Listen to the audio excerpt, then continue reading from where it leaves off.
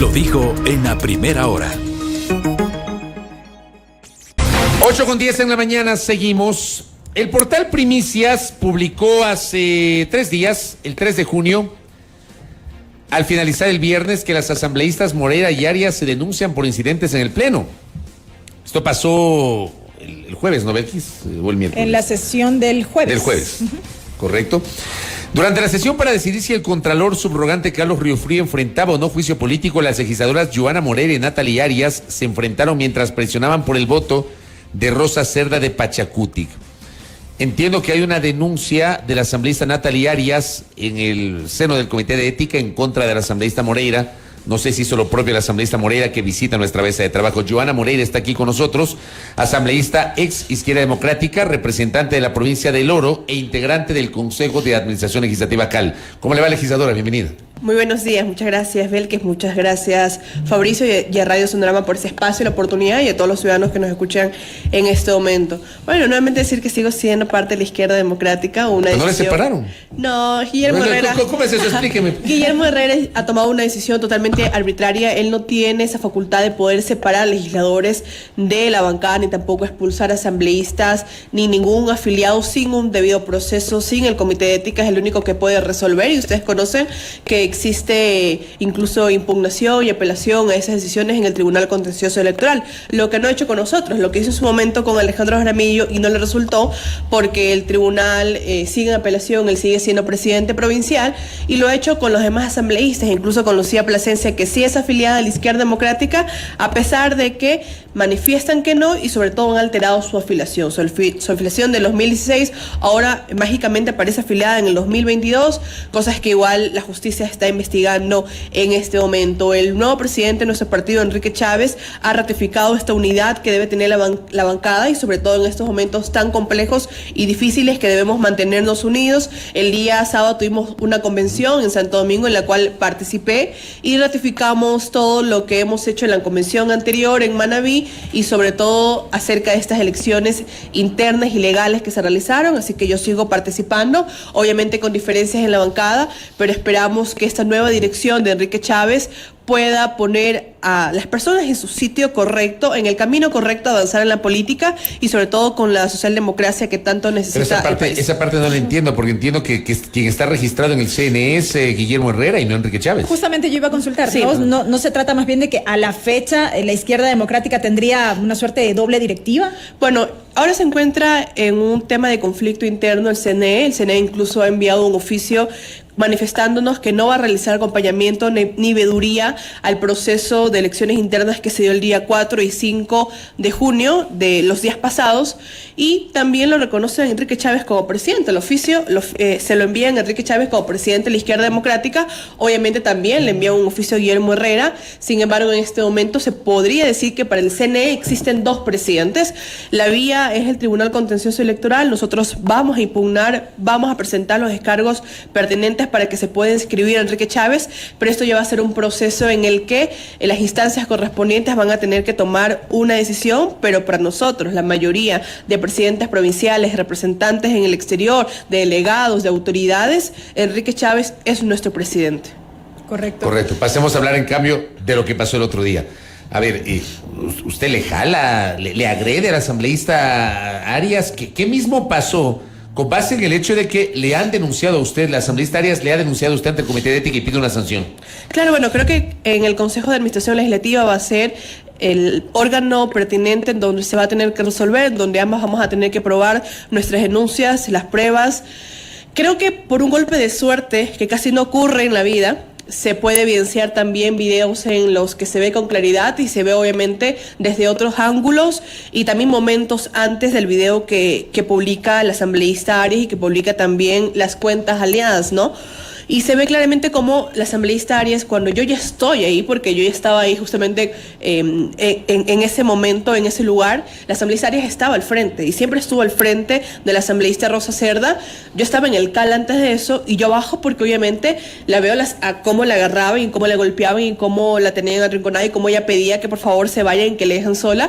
y lamentablemente creo que tengo esa mala costumbre de meterme cuando veo que otras personas tienen problemas. Me acerco para ver qué está ocurriendo porque veo que la tenían arrinconada y absolutamente nadie de su bancada, o por lo menos aliados a ella, estaban ahí con ella, por lo menos viendo, buscando qué se puede hacer para que la dejen tranquila. Entonces yo ya estaba en la parte de atrás y se puede ver en un video, la asambleísta Arias lo que hace es acercarse y empujarme, se ve en el video como me empuja hacia atrás y yo me quedo ahí parada y simplemente lo dejo pasar, porque una cosa es que te empujen de esa y otra es lo que viene después. Cuando ya la veo de verdad, y se puede ver en el video que la asambleísta Guadalupe Llori la tiene agarrada el brazo y ella le está prácticamente jalando para que le quite el brazo de encima, es que digo, no, o sea, esto ya se está pasando un límite, el presidente no está haciendo absolutamente nada. Por lo que yo me le iba a acercar a decirle a la asambleísta Rosa Cerda si queríamos que llame a la escolta legislativa, porque eso ya era coerción, eso ya era una intimidación que le estaban realizando y que la asambleísta Arias se pone como que a rodearla para que nadie más se le acerque. Me parece un acto ya demasiado vil para una asambleísta que está sentada y que está rogando que por favor la dejen. Porque una cosa es que esté conversando con ellos, que esté dialogando o bueno, sobre el tema, pero otra cosa es que ella no le esté haciendo caso, que la ve prácticamente, que se pone sus manos en su cara, baja la cara y que le dice que por favor la dejen en paz. Entonces cuando yo me voy a acercar a decir eso, porque es justamente lo que decía, o sea, aquí debería estar escolta legislativa evitando que se le acerque, no solamente con las autoridades en el CAL, sino también con cualquier asambleísta que esté pasando por ese proceso. La asambleísta Arias lo que hace es darme un codazo, porque se ve en otro video, otro ángulo, que ella se hace para atrás, me da un codazo en las partes de mis bustos y obviamente eso ya, yo creo que lleva un límite de pasar tu intimidad también, porque le digo, una cosa es que te haga y te vas empujando con el codo y con la cadera, otra cosa es que te dé un codazo y obviamente mi reacción sí es, y yo sí y siempre dije, tengo que pedir disculpas por mi reacción ante ese hecho, pero creo que lo que quise hacer en ese momento es poner un límite a tu intimidad, a tu cuerpo y obviamente a una agresión que está haciendo ella. Como lo decía yo, tengo 2 metros, lo que hago es bajarle el brazo y decirle, no, o sea, ya ahí no te pases, eso no te lo voy a permitir. Que ahí están otras asambleístas, pero escuché, le digo, no, yo no te he hecho nada, le digo, me acabas de pegar un codazo en el seno, le digo, eso, ya le digo, no sé, eso no lo hagas. Entonces, y eso es lo que se ve.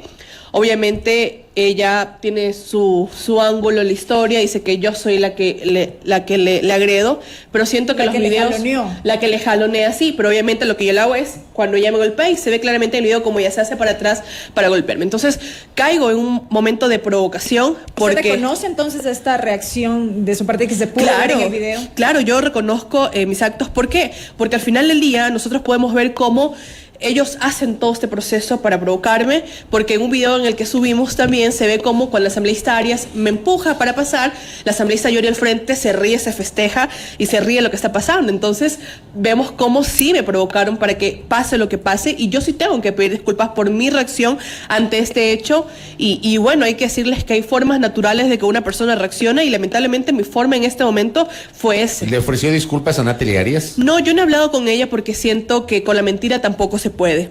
Yo no dije nada en el momento. Nosotros, bueno, fuimos, me senté, comenzamos con el tema porque sentí que ambas habíamos, ese tema tenía que quedar ahí. Sin embargo, bueno, el asambleísta Arias lo puso en el pleno de la Asamblea Nacional y lo dijo obviamente con una forma en la que estaba mintiendo. Y que le digo, por una suerte el destino salen videos, porque yo no tenía videos, ni mi equipo estaba grabando, me envían videos, equipos de otras bancadas, asambleístas que también estaban grabando, me envían y me dicen, pero nosotros vimos como ella te da un codazo, y le digo, sí, pero no lo tengo grabado, si no lo tengo grabado, queda la historia de ella. Entonces cuando me envían eso, yo lo subo y lo pueden ver en mis redes sociales, claramente cuál es el hecho.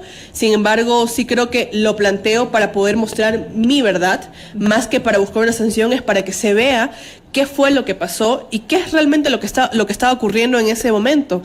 Y obviamente también que se pueda exponer quiénes son, porque al final esto sí siento que me afecta a mí, más allá de que es una reacción que hago, porque al final del día ellos son asambleístas del gobierno, ¿no? Que ellos tienen que cumplir directrices y acciones de que les da el gobierno. A pesar de malas decisiones que tome el gobierno, ellos van a tener que salir a defender. Y si no es Natalia Arias, que quizás en este momento también puede estar recibiendo, creo que una exposición innecesaria, va a ser el día de mañana otro asambleísta.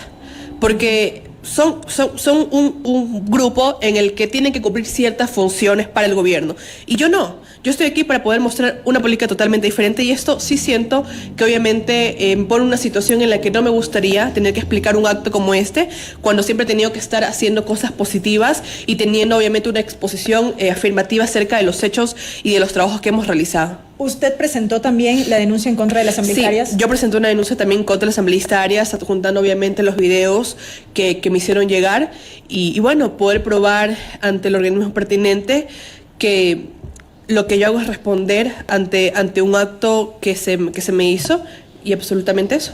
Ahora bien, el tema es que ambas integran el Consejo de Administración Legislativa CAL, que es la instancia que debe analizar este tema y calificar el trámite correspondiente. Entendería yo que cada una se debería excusar el momento en que se trate cada punto. Sí, para la calificación más que todo, ¿no? Para calificación y para poder resolver por conflicto de intereses no podríamos participar. Esperemos que esta semana también se pueda asignar a la persona que ocupe la vicepresidencia para en este momento tener quizás ese voto dirimente necesario para resolver. Pero, insisto, ¿no sería mejor que traten de hablar, de disculparse mutuamente y no llegar al extremo de... Bueno, de una denuncia que puede desembocar en una sanción para las dos? Totalmente, a ver, yo creo que aquí debería decirse la verdad de los hechos y lo que siempre vamos a buscar es la verdad. Yo como lo digo, yo tengo que disculparme por mi reacción ante la agresión, pero también hay que poner ciertos límites y yo no tengo problema en conversar con nadie. Las personas que me conocen saben que yo converso con todas las bancadas, con todos los actores. ¿No tiene problema en hablar con Natalia Arias? No tendría ningún problema pero con fuera hablar del con CAL, Natalia Arias. tómese en un café y póngase ahí, limen asperezas, digo yo, no hay como... No, es que a ver, Joana. yo considero que aquí, por lo menos, no hay un tema personal que tiene absolutamente nada que ver. Nosotros tenemos diferencias políticas. Que haya llevado a ese extremo tampoco lo considero algo personal, es algo que pasó en su momento. Y créanme que yo voy a seguir mi página, voy a seguir haciendo mis trabajos. Tengo planificado presentar proyectos de ley esta semana y por lo tanto voy a seguir con mi trabajo. Y bueno, eso va a seguir su curso. Si en el momento se toma una decisión de ambas retirar las denuncias, creo que hay que retirarlas. Creo que ya el ecuatoriano puede juzgar por sí mismo, puede entrar en mis redes sociales, puede entrar en las redes sociales de ella y puede encontrar su propia versión de los hechos, pero lo que yo sí obviamente quería probar es que no he sido yo quien ha agredido a Natalia Arias y bueno, y que eso se pueda saber. Ahora, esto ocurre justo después de que destituyen a la señora Yoli. A ver, desde febrero se estuvo hablando sobre la necesidad de cambiar la conducción de la Asamblea Nacional, de mejorar la calidad del pleno de la Asamblea Nacional. Destituyen a la señora Yoli en una sesión que fue muy discutida. Hay diversos criterios jurídicos más allá de la justificación política y nos encontramos con este tipo de episodios. No hubo, por ejemplo, la aprobación del juicio político del archivo para el caso del Contralor. O sea, ¿sirvió de algo, le pregunto, Joana Moreira, la decisión adoptada el martes de la semana anterior respecto de la conducción de la Asamblea Nacional? Bueno, hay una gran diferencia entre la conducción de la Asamblea Nacional, entre una agenda prioritaria que debe manejar el presidente y los temas que no deben quedar estancados, como temas que ahora se han podido poner en el Pleno, como el tema de la falta de medicamentos, como el tema del juicio político del Contralor, que no lo habían puesto hace meses ya, entonces lleva un proceso que lleva estancado. Y otra cosa obviamente es los temas álgidos, los temas que son sensibles y los temas que obviamente a ambas partes pueden contemplar algunos intereses, ¿no? Unos obviamente por proteger al Contralor y unos, como mi caso, de que se pueda, que un Contralor pueda hacer o haga lo que tiene que hacer, que son los informes de responsabilidad en casos de corrupción, como en los casos de pandemia, que yo tengo algunas en mi provincia que lastimosamente no he tenido respuesta por el Contralor. Contratos de millones de dólares que a pesar de insistencias de que se le pide la comparecencia de la comisión, no responde y es un Contralor en el silencio. Entonces, esos escenarios obviamente que esperemos que no pasen más y la verdad yo tampoco voy a ayudar para que eso vuelva a suceder ni tampoco espero estar nunca más en ese escenario, pero no sabemos la sensación en ese momento, los sentimientos que todos tienen en ese momento, somos seres humanos y por lo tanto esos incidentes esperemos que no pase, pero no podemos decir que nunca van a pasar, porque como le digo, son momentos muy tensos que vive la Asamblea y obviamente todos debemos precautelar para que esa tensión se quede en nosotros y que no no se pueda ver escenarios como tal. Y le digo, pudo haber pasado con Guadalupe Llori, pudo haber pasado con Virgilio, pudo haber pasado con otro presidente encargado.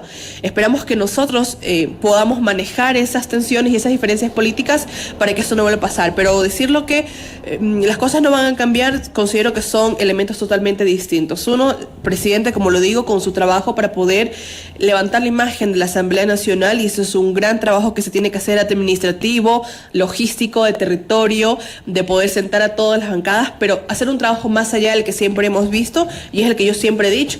¿Por qué no estamos con la Asamblea Nacional, con las comisiones, sesionando periódicamente en territorio, los fines de semana con las personas, con los grupos, con los sectores, con los gremios, haciendo informes en los que se pueda dar pautas al gobierno de cómo actuar, por ejemplo, en el tema médico, en el tema de seguridad, informes como hicimos con la crisis carcelaria? Eso me gustaría, y creo que eso va a poder levantar la imagen de la Asamblea Nacional y en todo su conjunto, pero obviamente hay también una corresponsabilidad de nosotros como asambleístas de poder también ayudar a que este proceso siga y que podamos tener calma y tranquilidad dentro de la Asamblea Nacional y también reflejarlo eso en la ciudadanía. Hace unos instantes, asambleísta Moreira, usted hizo referencia a un tema en el que seguramente se va a fijar mucho la mirada en estos días de esta semana, y tiene que ver con llenar la vacante de la primera vicepresidencia de la Asamblea Nacional.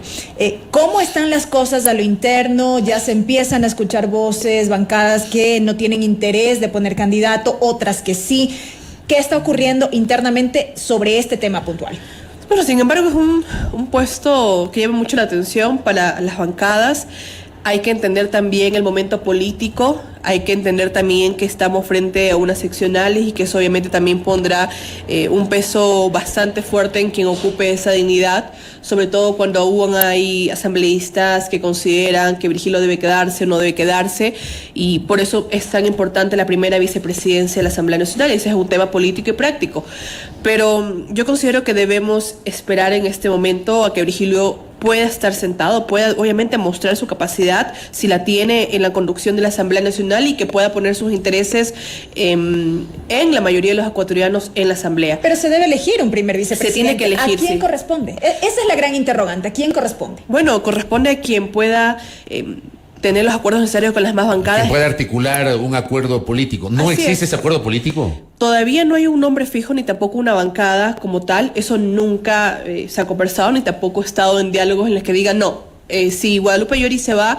a nosotros nos corresponde. Pachacutic dice eso, por ejemplo, bueno, que a ellos corresponde esa dignidad. Sí, pero es una aspiración digna de todos los partidos políticos. O sea, yo coincido con usted cuando dice aspiración, claro. Discrepo cuando hay bancadas o legisladores dicen a nosotros nos corresponde. No es obligación. Que la Constitución habla y la propia ley orgánica, cualquiera de los 137 Así puede ser presidente, primer vicepresidente, segundo vicepresidente. Solamente hay una regulación para los miembros del CAL, que eso es muy específico. Bueno, yo creo que puede ser un independiente, un asambleísta de un bloque de A1, perdón que lo grafique de esta manera, ya puede ser primer vicepresidente de la Asamblea. Pero es importante aclarar. Claro, sí. es que hay, y es verdad lo que tú dices, Belkis, porque hay, me parece a mí, políticos, legisladores, que dicen a nosotros nos corresponde, pero ¿a cuenta de qué es el a nosotros nos corresponde, Belkis y Joana? Así es, no. Yo considero que son aspiraciones como todos las podemos tener. Hay bancadas, como usted mismo le dijo, Belkis, que no tienen la aspiración de tener ese puesto. El Partido Social Cristiano. Y también es respetable, pero eso se sabe al final del día.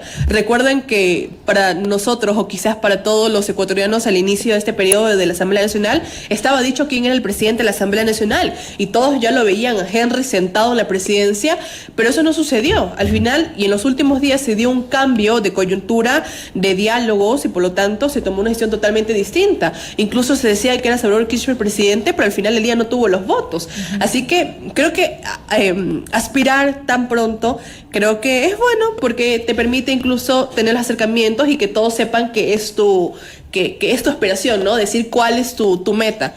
Pero en la política nunca se sabe. En la política, como dice Fabrizio, cualquiera se puede sentar. El día de mañana podemos ver quizás un asambleísta independiente ocupando la vicepresidencia, que también me parece digno. ¿Por qué? Porque no tienes un compromiso como tal con las bancadas, como yo decía con Virgilio. Virgilio tiene una oportunidad de oro, porque no es un presidente que responde a una bancada y los intereses de la bancada o de su partido o de su gobierno, si fuera del BAN, pero tienes la oportunidad de poder sentarte y decir, ok, esta es la agenda, ¿qué temas te interesan? Bueno, vamos. Fue bueno que lo saquen del BAN, dice usted. Claro, porque si tuviéramos un presidente del gobierno, poco nada hubiera servido lo que hemos hecho.